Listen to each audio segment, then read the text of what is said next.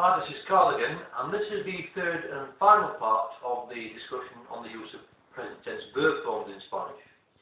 Now, what I mentioned in part 1 was the fact that we have 3 verb categories in the Spanish language, ones which end in AR, ones which end in ER, and ones which end in IR, with the AR verbs being the most common and the IR verbs being the most infrequent. I also mentioned the fact that in order to try and master the appropriate verb conjugations for each of the individual verbs, we can refer to the third person verb form in each question and either change the final vowel or add letters to the final vowel in order to end up with the remaining conjugations of any verb. So let us take, for example, once again an AR verb, just to recapitulate. We have hablar, H-A-B-L-A-R, which translates as to speak or to talk, as opposed to say or to tell. The third person verb form is habla, H-A-B-L-A, and we can switch the final vowel A to O to get the I form of the verb, hablo, or we can add additional consonants or a series of letters onto the third person verb form in order to get the remaining conjugations. Add an S for you speak, informal one person, hablas, or add MOS for we speak, hablamos, add IS for you guys speak, that is to say you speak, informal more than one person, and add N for they speak, hablan. Now, I also mentioned in one of the previous parts to this series of videos the fact that the individual verb conjugations can be used for the continuous tense as it's used in English. For example, habla means both he speaks, she speaks, and potentially it speaks, and also he is speaking, she is speaking, and potentially it is speaking.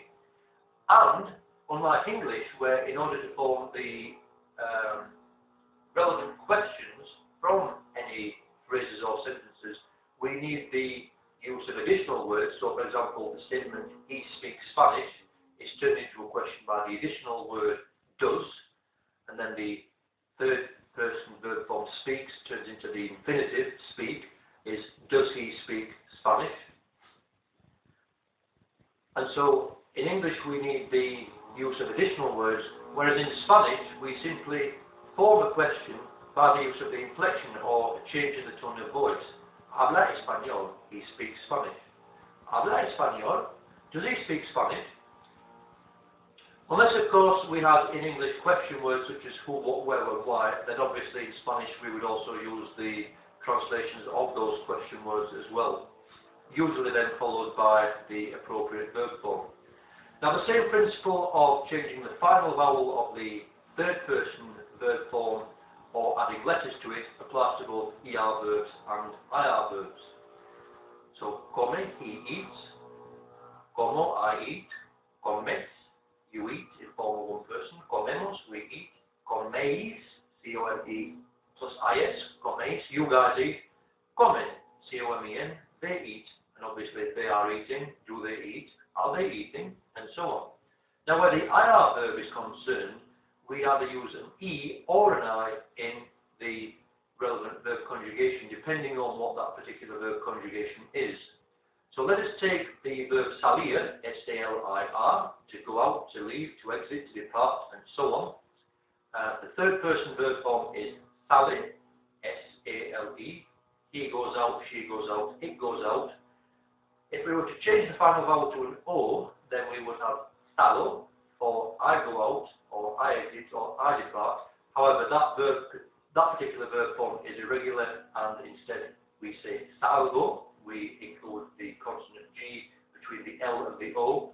So we can discard that from the logic which we're trying to use to determine the verb conjugations within any verb table. So back to sale, the he, she, it form. Add an S for you go out, informal one person, sales, and add an N for they go out, sale. Now, where where the we and the you guys forms of that particular verb are concerned, and this would apply to any IR verb in the present tense in Spanish, we retain the I. So we go out, as opposed to being salemos, is in fact salimos. And where the you guys form is concerned, we didn't add is because we already have the I within that verb form, so we simply add an S. Salís, you guys go out, are you guys going out, etc.